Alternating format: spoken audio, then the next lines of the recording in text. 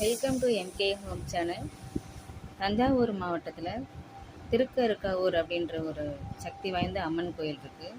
கற்பரட்சாம்பிகை அப்படின்றவங்க அம்மா இருக்காங்க அங்கே. இப்போ பார்த்தீங்கன்னா இந்த கோயில் முதல்ல என்ட்ரன்ஸ்லேயே பார்த்தீங்கன்னா முன்னாடியே குளத்தில் அம்மா இருக்காங்க. குளத்து நடுவில் நல்ல அம்மாவை வடிவமைச்சு வச்சுருக்காங்க. பார்க்கவே ரொம்ப கண்கொள்ளா காட்சியாக இருக்கும்.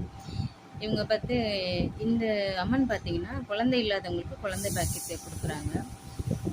கண்டிப்பாக இந்த கோயிலுக்கு ஒரு முறை போயிட்டு வந்தோன்னா அடுத்த ஒரு வருஷத்துலேயே வந்து குழந்தை இல்லாதவங்களுக்கு குழந்தை பிறக்குது.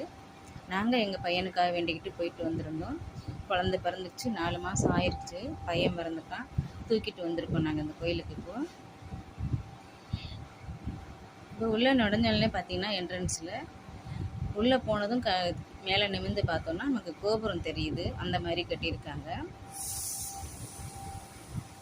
அப்படியே வந்து நுழைஞ்சோடனே நமக்கு லெஃப்ட் ஹேண்ட் சைட்லேயே வந்து பிரகாரம்லாம் சுற்றி வரும்போது ரொம்ப கண்கொள்ளா காட்சியாக நல்லா அழகாக இருக்குது.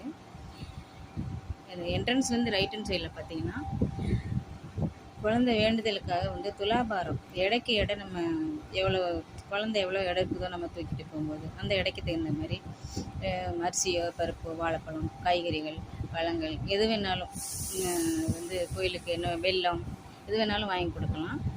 அது மாதிரி வாங்குகிறாங்க. அதை நம்ம எல்லாமே அன்னதானத்துக்கு பயன்படுத்திக்கிறாங்க. அதெல்லாம் அப்படியே ரைட் ஹேண்ட் சைடில் வந்தீங்கன்னா முதல்ல வேண்டுதலுக்காக போகும்போது நெய் விளக்கு கொடுப்பாங்க. அவங்களே கொடுப்பாங்க. அந்த கணவன் மனைவி 2 பேரும் சேர்ந்து நெய் விளக்கு ஏற்றுவாங்க. 2வது முறை குழந்தை பிறந்து தூக்கிட்டு போகும்போது நெய் விளக்கு ஏற்ற தேவையில்லை.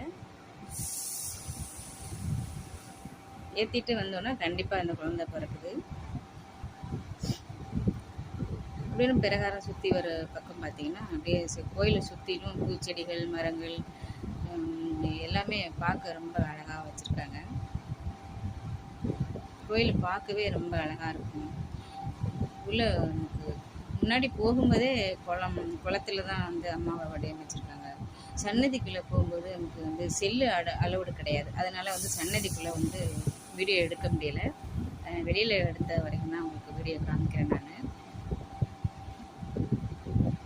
ரொம்ப அழகாக இருக்குது பாருங்கள் பார்க்குறதுக்கே. இப்படி லெஃப்ட் சைடில் பார்த்தீங்கன்னா வந்து அன்னதானம் கூட இருக்குது.